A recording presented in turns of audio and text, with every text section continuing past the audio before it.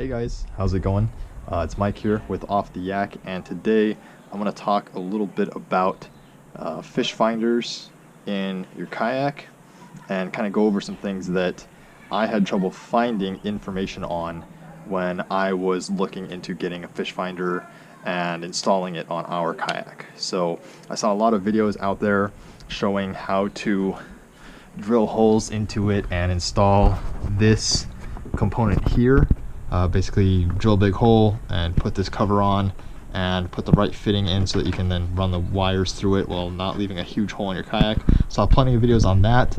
Didn't see a lot of information on actually wiring the kayak for your depth finder, or explanations about why to do what they were doing. So I'm going to go over a little bit of that here. So the transducer. First off, I highly recommend using duct seal to attach your transducer to your kayak. Now that's something else that I had a hard time getting any information on, is what is duct seal? Where do you get it? Who has it? People told me, oh, just go to any hardware store. Now I went to several hardware stores that did not have this. I finally found it at Lowe's in the electrical department, and this is what it looks like, so you know what you're looking for. It's basically just a 1 pound brick, and it's basically a clay, and comes in a little bag here. I bought a few of these just to be safe. And if you look here, you can see our transducer mounted in the kayak. You want it to be somewhere flat and inside the kayak on the bottom preferably, so it can see down into the water. I recommend having it pretty far forward, but not all the way in the front. The further in the front you have it, the more likely it's going to give you a bad image if you catch a big wave and catch some air. So we have it most of the way in the front of the kayak, but a little ways back. Even here, if we catch a big wave, sometimes it gives us a bad image for a second or two when we catch some air. But if you have it all the way in the back, you're really going to see things that are basically already past you. So you do want it as far forward as possible while maintaining a flat area that's going to be pretty much always looking through the water. Now, as far as the wire for the transducer, there's a lot of it. So I just zip tied it up here and just have it sitting on the inside of the kayak. I am actually going to use some more of this duct seal and probably tuck it up into this area right here, just so that it's not sitting in the water, because let's face it, when you're out kayaking, sometimes you get water in your kayak. You usually get some level of water in there actually. So even though it's got, you know, protective layer over it, obviously, just to me, I'm always thinking long term, so I'm going to kind of raise it up out of the water just to help prolong it and give it some more longevity. Now, as far as the cables for the battery, as you can see here, this was my first install and it was pretty terrible. I really had no idea what I was doing. Couldn't get good information pretty much anywhere on it. So that's why I'm making this video. So what I'm going to do today is I'm going to actually trim this. This is just way too much wire. I have the battery back here, and our fish finder sits right here. So I really only need a few feet of wire. I'll leave myself a little extra, you know, just to be safe, but this is just way too much right here, and this is just always flopping around everywhere. So I'm going to cut it, strip it, and then redo the wiring. I got a little more information on how to do it better. Now, as far as cutting, splicing, and redoing the wiring for the power, I had basically 2 recommendations from people. First recommendation that I received, which is also supposedly the better one, is to basically solder the wire. So you're going to cut it, strip it, and then solder the connection on both ends. Before you solder it, you're going to put this heat shrink on it, then kind of slide it to the side, do your soldering, and then move the heat shrink over it, and you hit this with the heat gun and it'll shrink down and, you know, cover that exposed wire and keep it, you know, protected and waterproof. This is supposed to be the better way to do it. I'm not going to do that today just because I have no experience with soldering, but I might do it later and do another video on that once I'm actually a little better at it. This route, I think all of this cost me about 30 bucks right here, so not too bad. However, the other recommendation I received was just to use these little butt splice waterproof connectors, as well as a torch, and just put the wire in here, crimp it down, and then do the same thing. Just use a torch to melt that onto the wire and make it waterproof and keep you good to go. In theory, this connection won't be quite as good and will be more likely to give us issues with the connection, but it's cheaper, it's easier, and I would say less scary if you don't know what you're doing. Now, as far as maintenance and keeping your wires clean and functional, you know, ours are getting corroded. Even the ones with covers and everything, as far as the part that plugs directly into the fish finder. So I picked up a little bit of this at the boat store, EnviroClean. They said to just use this with a toothbrush if you have any corrosion on your wires. Just don't say dip them right into here. They don't recommend that. They want you to put this into like a side cup just so that you don't get rust or other things in here, and then use the toothbrush from there. What I did do is I picked up a couple of extra connectors so that when I'm not using it, it's still protected. So, you know, this connector is a waterproof seal here. When you have everything plugged in, it's good to go. But, you know, when your battery's exposed and you're not using it, it's just exposed to the elements, you know, the humidity in the air, especially if you live near the ocean. So I bought a extra connector, and I just keep that on it just to help keep it protected. And I did the same thing over here for the cable in the kayak. I actually just did this today, but previously this had been just floating around loose inside the kayak when not in use. Now, I do hose my kayak out after every use, and like I said earlier, just in using the kayak, there's going to be salt water inside. So I didn't really like the idea of, you know, storing my kayak, leaving it with any sort of moisture in there. Even though I leave the hatches open so it can ventilate, I still don't like the idea of just leaving this in there just exposed. So again, bought a good connector, and I'm just going to be storing it like that. Put some glue on the end just to seal it up. Just going to store it like that just to keep it in pristine condition. I'm going to cut this, make it shorter, and then I'm going to lift this off the bottom to keep it out of the water. So today I'm going to go with the option of using the waterproof butt splices as opposed to soldering it, just because I don't know what I'm doing. So this is going to be my first time doing it this way. We'll see how it works long term, but I'm going to shorten the wire, then use these butt splices to connect it, and then I'm going to clean the connectors that are getting a little corrosion on them. So here we go. So I'm going to get rid of that corroded garbage there. Actually, like I said, I'm going to shorten this up by a great deal. So first I need to undo this old tape I got on here.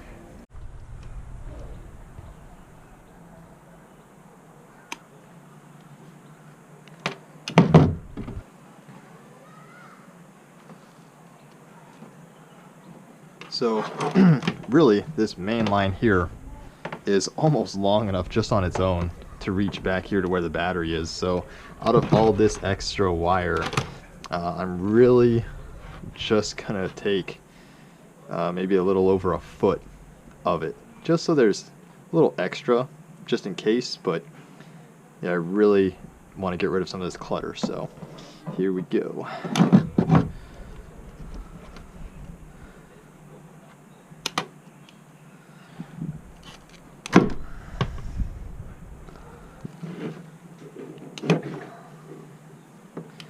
Alright, here we go. Now to get the waterproof butt splice.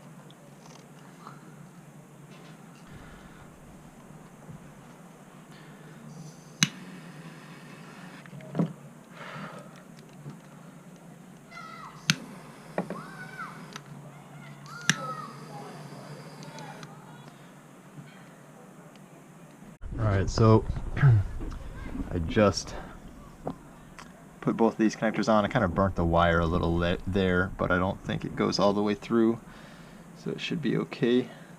Yeah, I normally will run this under the top of the kayak, of course, inside it, but just to test it out, we're going to see if it turns on. And it works. Alright, so next step for me is to run this back through the kayak to the back where the battery is going to be, and then duct seal it to the top. I was going to do it to the sides on the inside, but there's cables for the rudder and the steering control up here and all of that, so instead I'm going to just run it through and duct seal it to the top. So that's plenty of room here for all of that, no problem.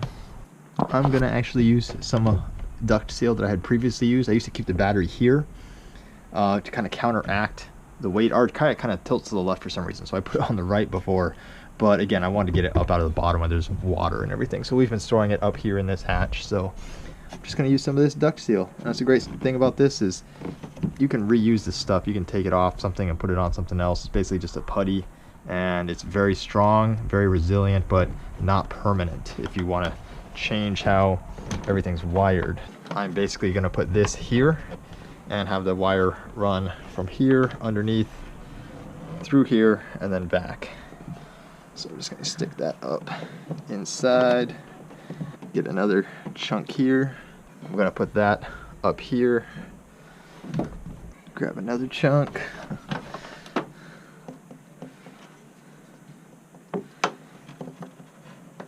and I'm also going to come up front here and do kind of the same thing. I have kind of a big chunk here. I'm going to come up front and use this to kind of secure this excess cable for the transducer up into this area here. So I'm going to do that right now.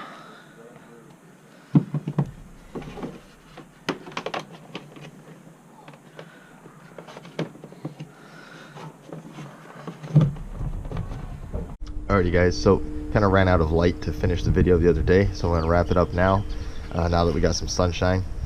So basically I'm just going to give you a quick overview of the finished wiring job on our kayak here. So we're going to start at the front.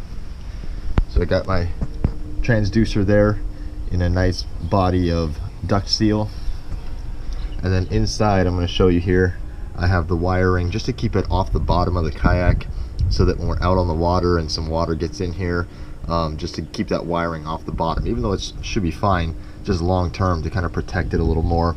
I've used duct seal to raise it off the bottom. So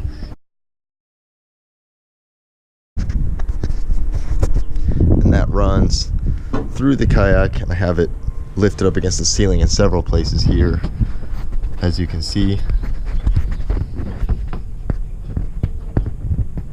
And that comes to right here where the wires come out to plug into our depth finder,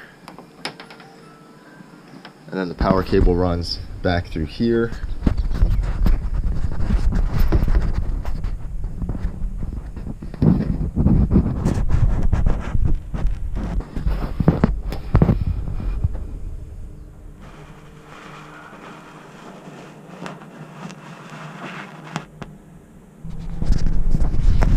That runs along here, once again lifted up against the top of the kayak.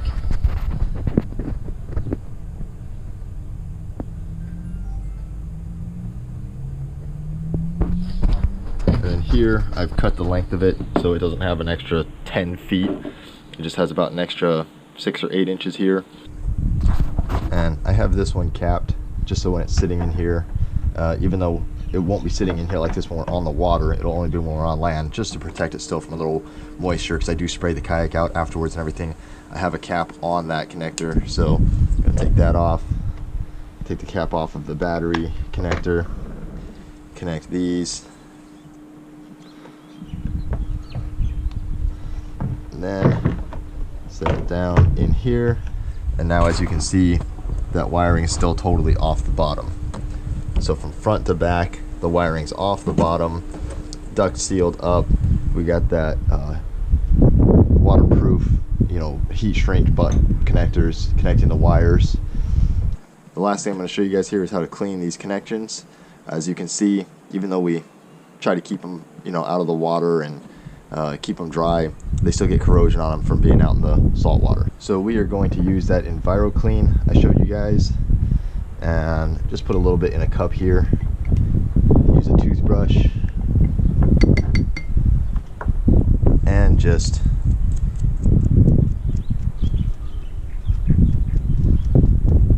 clean it off.